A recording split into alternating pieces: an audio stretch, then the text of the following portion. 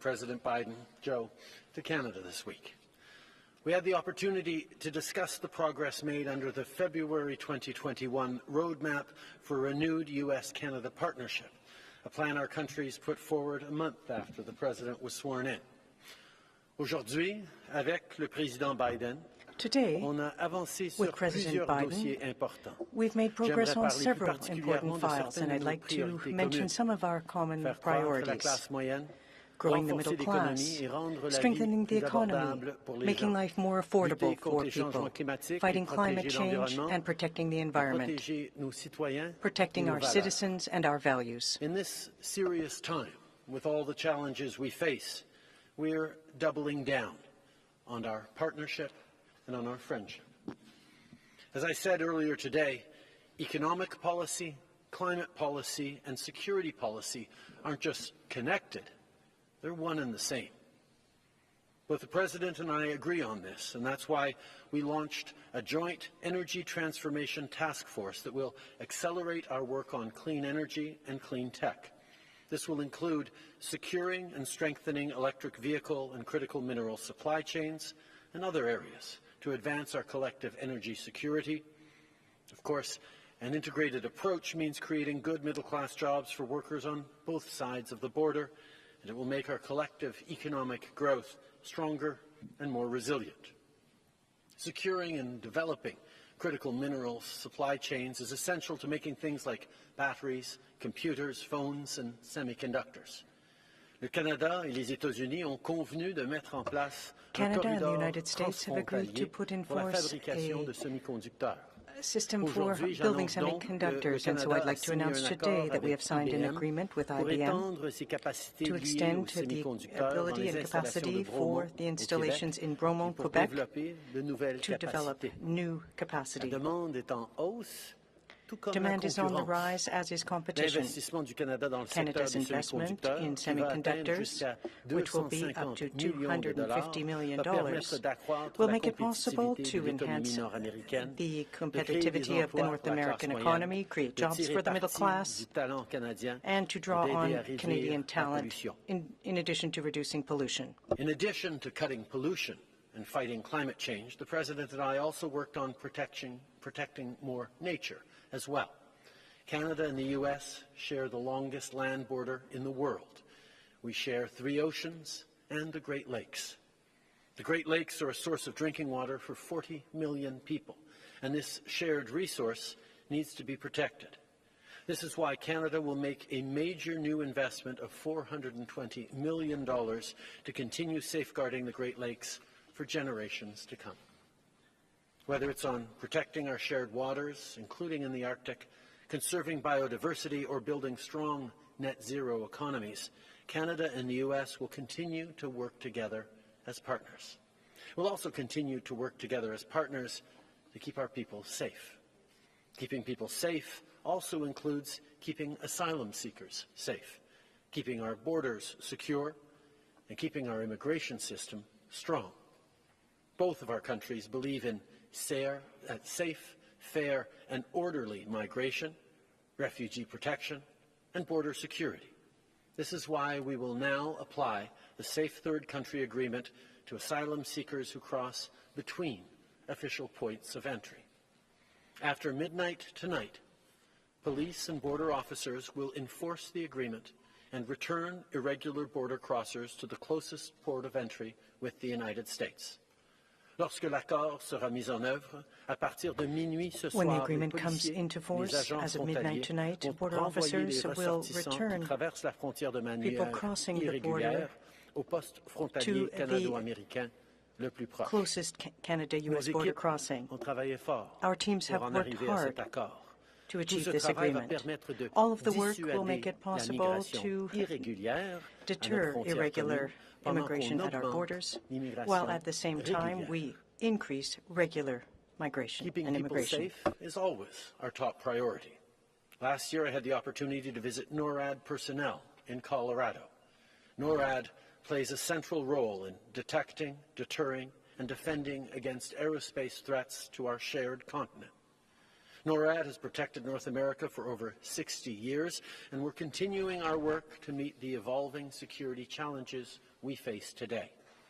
Canada is making major investments to modernize surveillance systems.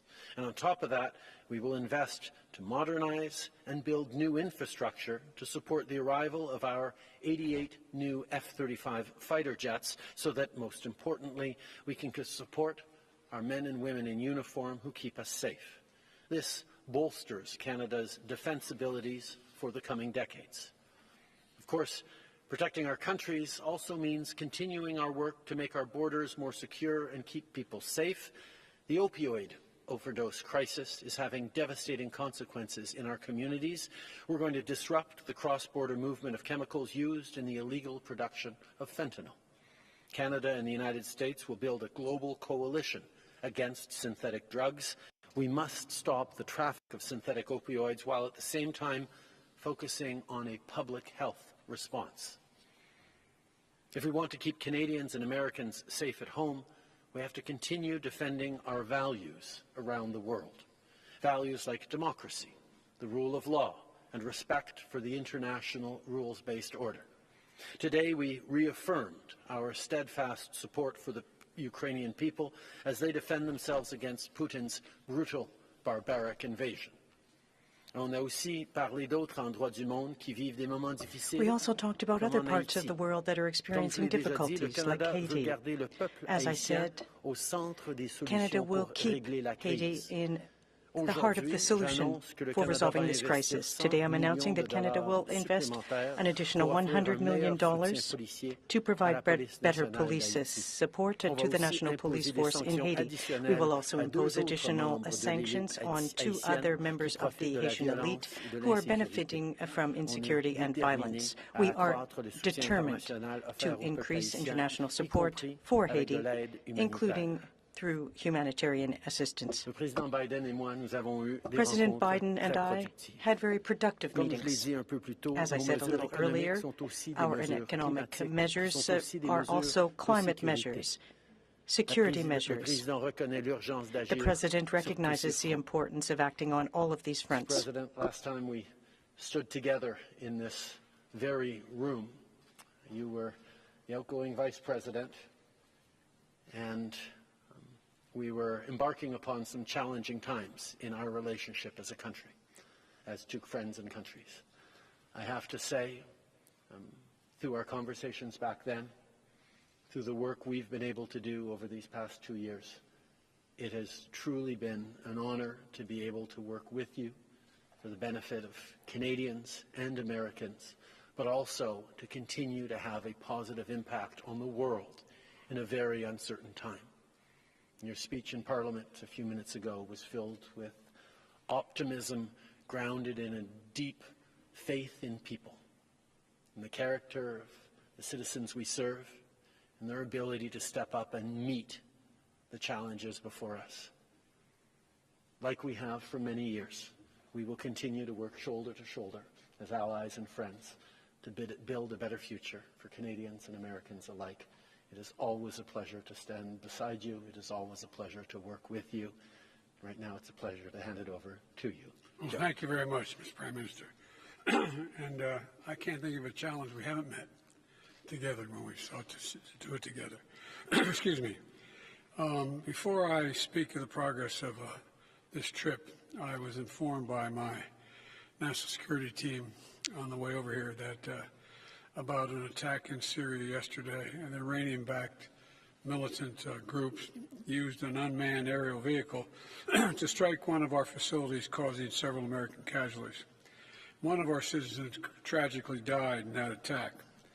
And on the flight up yesterday, I spoke to our national security team and ordered an immediate response. Last night, U.S. military forces carried out a series of airstrikes in Syria, targeting those responsible for attacking our personnel. My heart and deepest condolences go out to the family of the American we lost and wish a speedy recovery for those who were wounded. But I'm also grateful for the professionalism of our service members who so ably carried out this response. And to make no mistake, the United States does not emphasize seek conflict with Iran, but be prepared for us to act forcefully, protect our people. That's exactly what happened last night.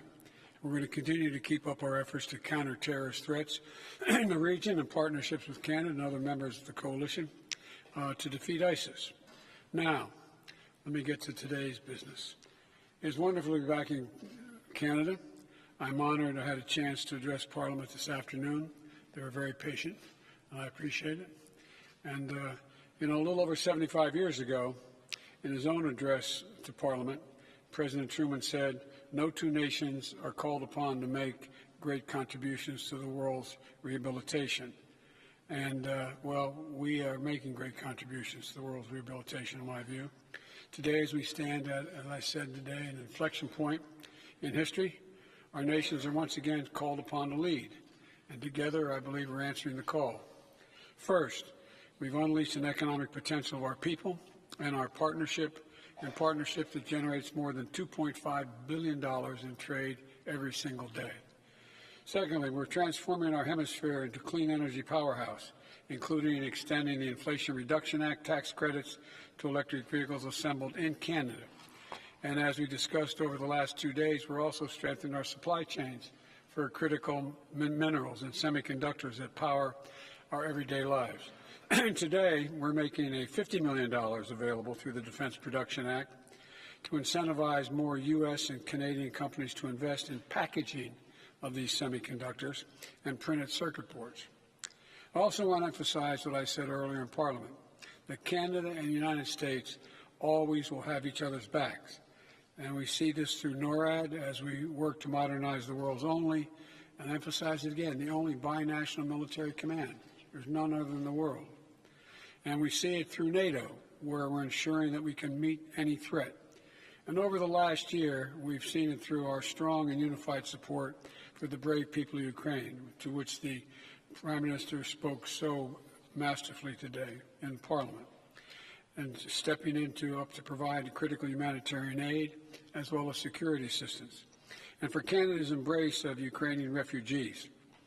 And as we head to the second year of Russia's brutal invasion, our unity is not going to break. We're going to keep the pressure on Putin through our historic sanctions and tariffs, and we're going to continue to provide Ukraine with training, equipment, humanitarian assistance it needs, and to defend itself against Russian aggression. And finally, as we deepen the global cooperation, we're also exploring our regional collaboration. As we discussed today, we're doubling down on our work to disrupt synthetic drugs, which have claimed too many American and Canadian lives. By bolstering our work together in the North American Drug Dialogue with Mexico, and building on a new global coalition against synthetic opioids, we're working to get these killer drugs like fentanyl out of our communities. And together, under the Los Angeles Declaration on Migration and Protection, and the Prime Minister has already spoken, we're also making good on our commitment to address the historic levels of migration in our hemisphere. Since we created dedicated pathways in the United States, the number of migrants arriving on our southern border has dropped precipitously. And I commend Canada for stepping up with a similar program, opening new legal pathways for up to 15,000 migrants to come to Canada from countries in the Western Hemisphere. Mr. Prime Minister, Canada and the United States has always been partners in progress. And today, we're once again called to lead. I know that the United States can count on Canada to be our friend, doing the hard work, doing the historic work, doing the work that matters, and doing it together. I truly believe we're going to make some great contributions, and I am optimistic about the future. And that's not hyperbole. I'm optimistic. I really am. We're going to make a better future for the people of Canada, the American people, and in consequence for the whole hemisphere and around the world. Thank you. Thank you, Mr. President. Prime Minister, we'll be taking 2 questions from the American delegation, 2 questions from the Canadian delegation. 1 question, 1 follow-up. Mr. President, first question over to you. All right. I guess the first person I'm calling on is Josh. Josh. Thank you, Mr. President. 2 questions, 1 for each of you. Mr. President, you talked today about the security and economic partnership with Canada. President Xi just went to Russia and expanded China's economic commitment with that country. Why do you think many leading countries are choosing to form competing partnerships, and what does that mean for the world? Prime Minister Trudeau. Oh, sorry. Canada recently banned TikTok on government devices. Knowing what you know, are you comfortable with the idea of your children or family members using TikTok? Thank you. I respond to the question first. Well, first of all, look, in 10 years, Russia and China have had 40 meetings. 40 meetings. And I disagree with the basic premise of your question. We have significantly expanded our alliances. I haven't seen that happen with China and or Russia or anybody else in the world. We're in a situation in the United States where NATO is stronger. We're all together. The G7, the Quad, the ASEAN, Japan and Korea. I have, my staff pointed out to me, I have now met with 80% of the world leaders just since I've been president. We're the ones expanding the alliances. The opposition is not. Name for me where that's going. And tell me what I don't mean literally that, but rhetorically. Tell me how, in fact, you see a circumstance where China has made some significant commitment to Russia. And what commitment can they make? Economically. Economically. Pardon me? Their trade has increased, sir. Yeah, the trade has increased compared to what? Look, I don't take China lightly. I don't take Russia lightly. But I think we vastly exaggerate.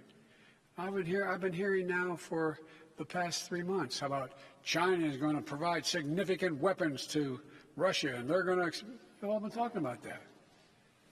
They haven't yet. Doesn't mean they won't, but they haven't yet.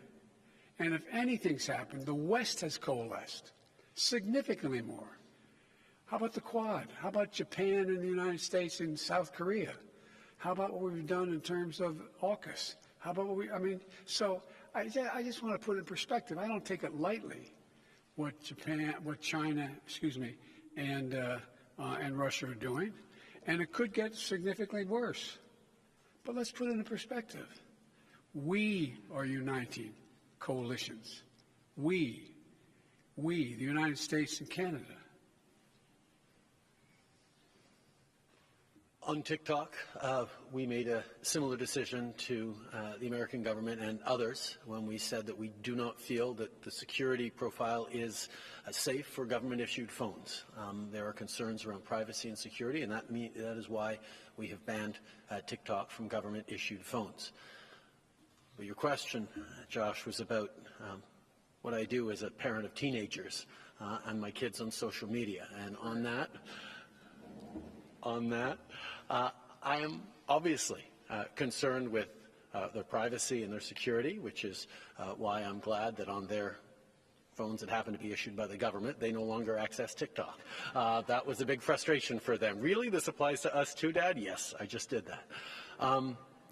But I think as parents, we are understanding, particularly of teenagers, just how much of our kids' lives are lived online and how much they are impacted not just by influence the way their friends are and peer pressure that all of us went through as teenagers, but a degree of misinformation, disinformation, and malicious activity that is allowed for by incredible advances in technology that we are benefiting from in so many different ways.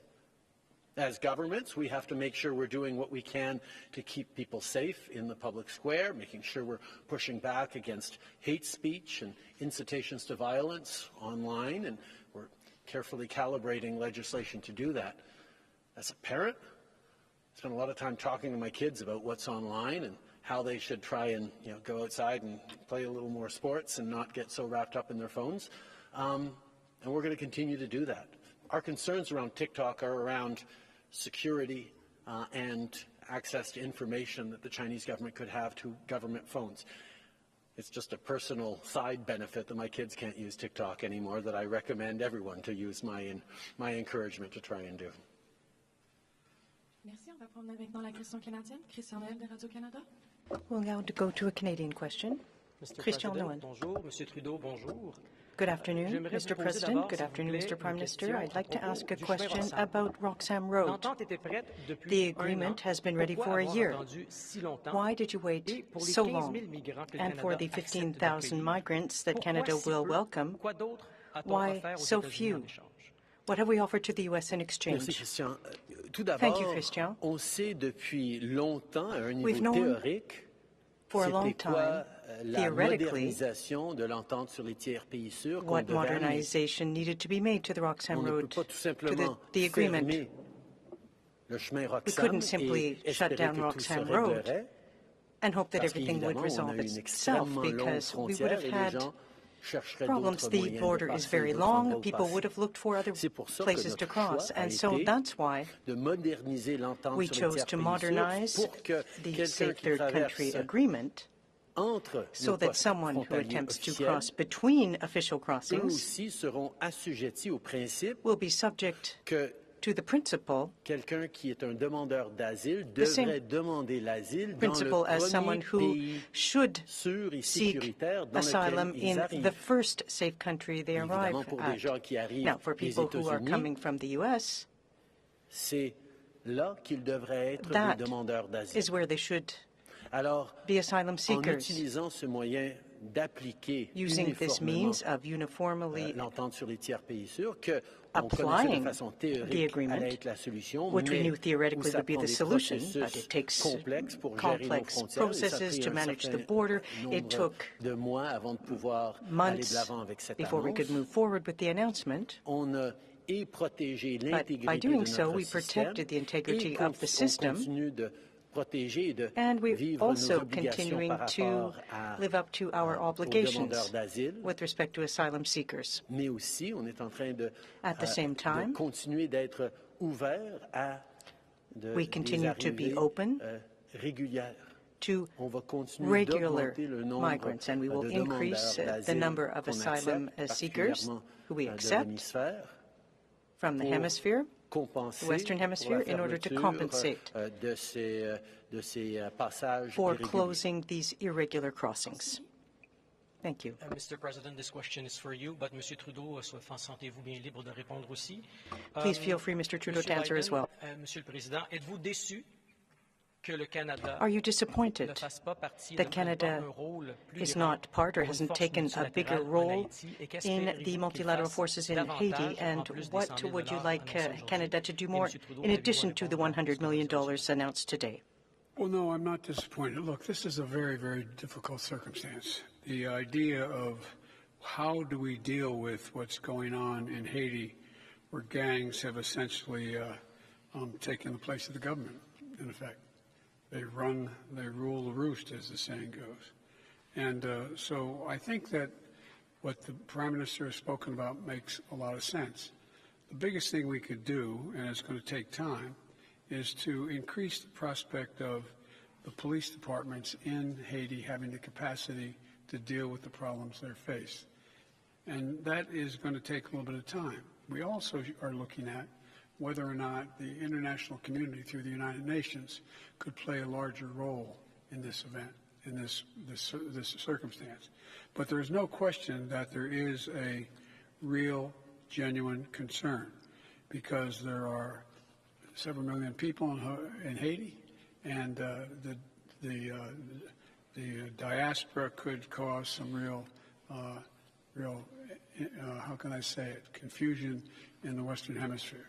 And so, but I think that what the Prime Minister is suggesting, and we are as well going to be contributing, to see if we can both increase the efficiency and capacity of the training and the methods used by the police department, as well as seeing if we can engage other people in the hemisphere, which we've been talking to, and they're prepared to do some. So it's a work in progress. Depuis 30 ans, For 30 years, Western countries have been involved in Haiti to try to stabilize the country, to try to help the Pearl of the Antilles, and the situation is atrocious. It's affecting the security of the people of Haiti. We must take action. And we must keep the Haitian people in the approach that we build for security, and that's why the approach that we are working on with the U.S. involves strengthening the capacity of the Haitian National Police, bringing more peace and security and stability. This won't happen tomorrow. It will, of course, be a long process, but we will be there to support the capacity of the police in Haiti, the national police. At the same time, part of the insecurity and instability in Haiti is because of the Haitian elite, who have for too long benefited from the misery of the Haitian people. Pour leur intérêt personnel à la politique haïtienne, for their own political gain, their own personal gain, de ce pays de se rétablir. And this has prevented the country from recovering, and that's why we're proceeding with sanctions. We will continue to bring pressure to bear on the elite, the political class in Haiti, to hold them accountable for the distress facing the Haitian people, but to hold them accountable for ensuring their well-being. We're going to continue to work together. We fully understand how important this task is. Mr. President, over to you. Can I follow up with one point on Haiti? And that is that any decision about military force, which it's often raised, we think would have to be done in consultation with the United Nations and with the Haitian government. And so that is not off the table, but that is not in play at the moment. I'm sorry. Over to you for the question, Mr. President. Jordan, you have a question? Thank you, Mr. President. Some on Wall Street have expressed frustration that it's unclear what more your administration is willing to do to resolve the banking crisis. The markets have remained in turmoil. So how confident are you that the problem is contained? And if it spreads, what measures such as guaranteeing more deposits are you willing or not willing to take? First of all, have you ever known Wall Street not in consternation? Number one. Look, I think we've done a pretty damn good job. People's savings are secure, and even those beyond the $250,000, the FDIC is guaranteeing them that the American taxpayer is not going to have to pay a penny. The banks are in pretty good shape. What's going on in Europe is a direct consequence of what's happening in the United States.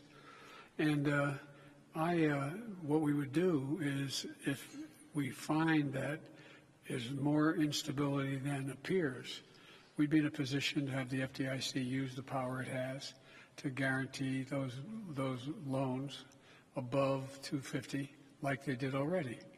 And so I think it's going to take a little while for things to just calm down. But I don't see anything that's on the horizon that's about to explode.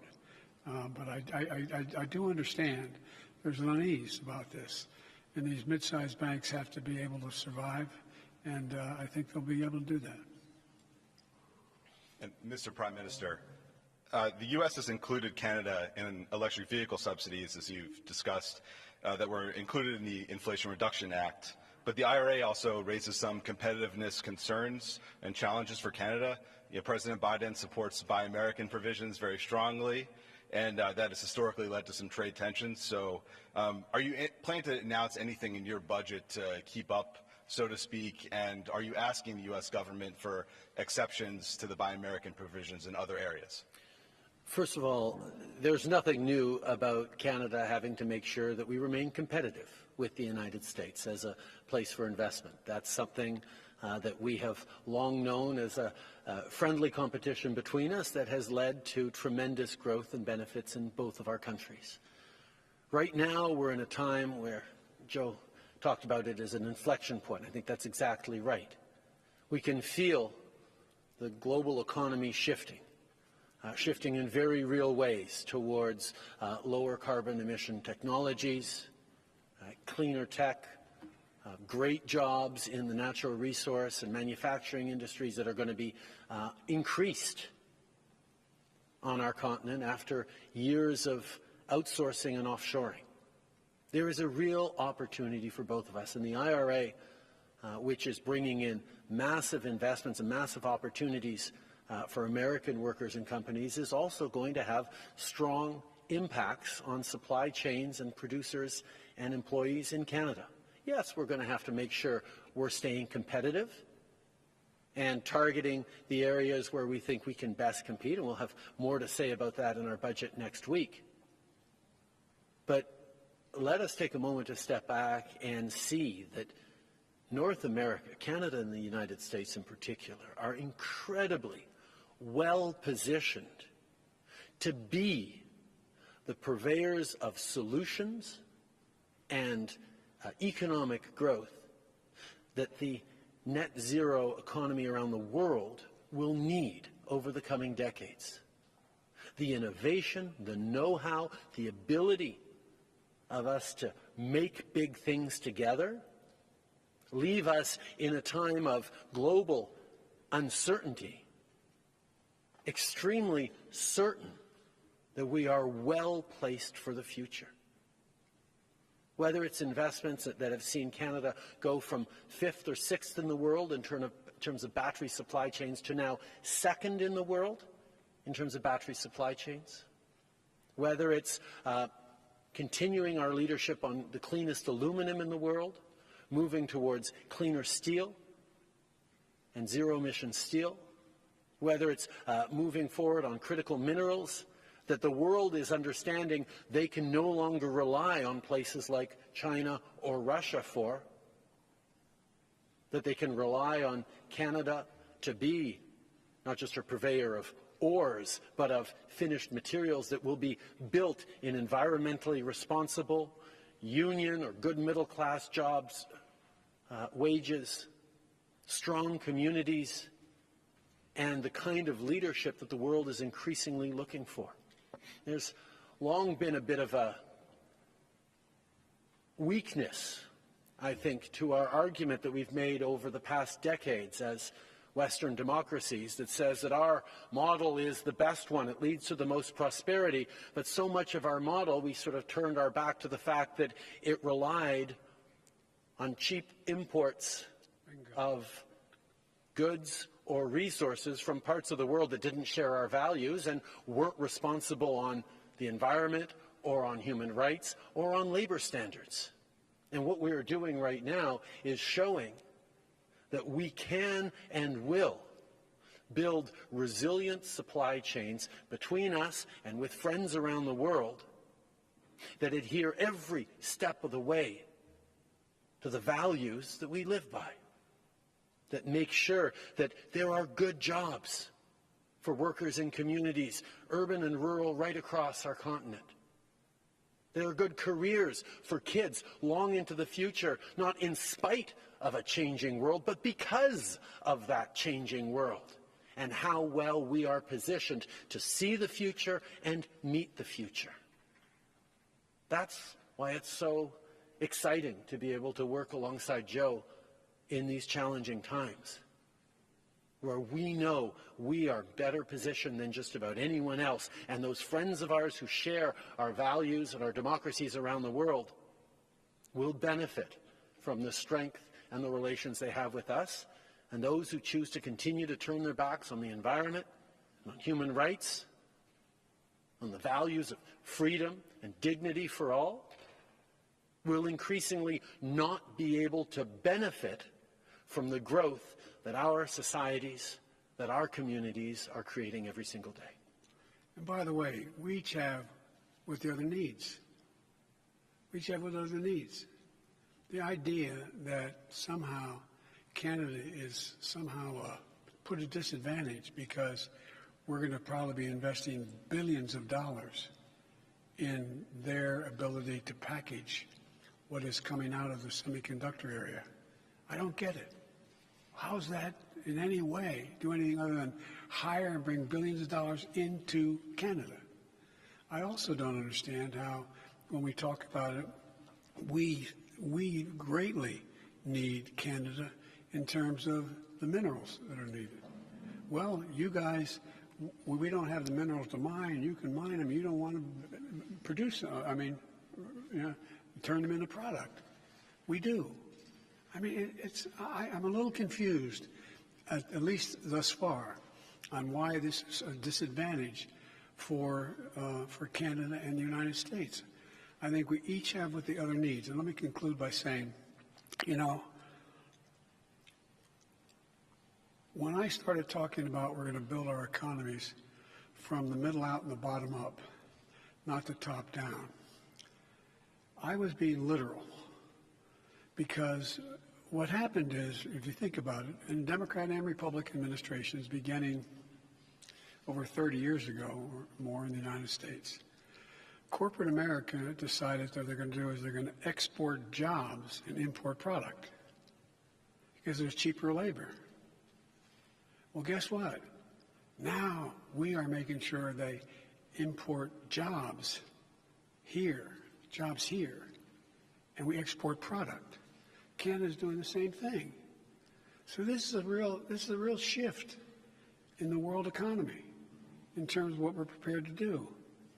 And I'll be darned if I'm going to stick in a situation where, as long as I'm president, where we have to rely on a supply chain in the other end of the world that is affected by politics, pandemics, or anything else. We're not hurting anyone in terms of having access to the start of the supply chain. It's available. But again, I predict to you, you're going to see, after we're both out of office, both China out of the game in terms of many of the product they're producing, and the United States and Canada pretty solid, economically situated for the future in terms of also bringing back manufacturing jobs. Sorry. And they're telling me I'm talking too long because we got to go to dinner. Thank you. On va prendre maintenant dernière question. We'll take one last question. My first question is for the Prime Minister, but Mr. President, feel free to weigh in before my follow-up. Prime Minister, we know that you've appointed a special rapporteur, but with what we've learned about Han Dong's communication with the Chinese Consular General, do you believe he advocated for the delayed release of the two Michaels? First of all, Han gave a strong speech in the House that I recommend people listen to, and we fully accept that he is stepping away from the Liberal caucus in order to vigorously contest these allegations. But I do want to take a step back and point out that foreign interference by authoritarian governments like China, Russia, Iran, and others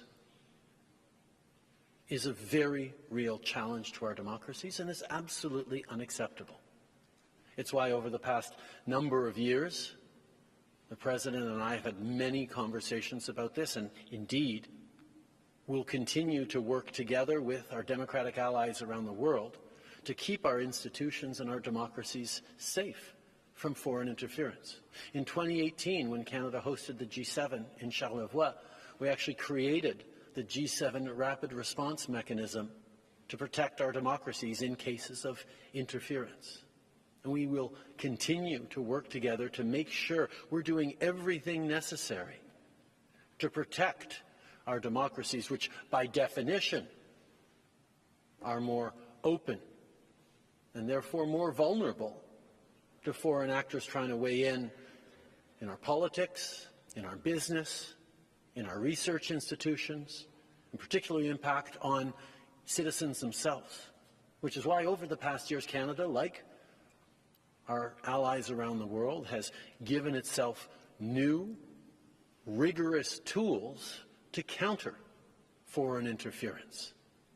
And with the work that our expert rapporteur will do, with the work that our National Security Committee of Parliamentarians will be doing, and other institutions, we will continue to do everything necessary to keep Canadians safe. Nothing to add. Thank you. And Mr. President, when you took office, you canceled the Keystone XL pipeline. This week, your government delayed the environmental assessment to reroute Enbridge Line 5, and at the same time, you're approving oil drilling in Alaska. So what's your response to people who say it's hypocritical to stymie Canadian energy projects while allowing your own? First of all, I don't think it is, but I'll be very brief. The difficult decision was on what we do with the Willow project in Alaska. And my strong inclination was to disapprove of it across the board. But the advice I got from counsel was that if that were the case, I may very well lose in court and lose that case in court to the oil company, and then not be able to do what I really want to do beyond that, and that is conserve significant amounts of Alaskan sea and land forever. I was able to see to it that we literally able to conserve millions of acres, not a few, millions of acres of sea and land forever, so it cannot be used in the future. I am banking on, we'll find out, that the oil company is going to say that's not going to be challenged, and they're going to go with 3 sites. And the energy that is going to be produced there, estimated, would account to 1% of the total production of oil in the world. And so I thought it was the better gamble and a hell of a trade-off to have the Arctic Ocean, the Bering Sea, and so many other places off limits forever now. I think we put more land in conservation than any administration since Teddy Roosevelt. I'm not positive of that, but I think that's true. Thank you all. This is what concludes today's press conference. C'est ce qui met fin à la conférence de presse d'aujourd'hui. Thank you.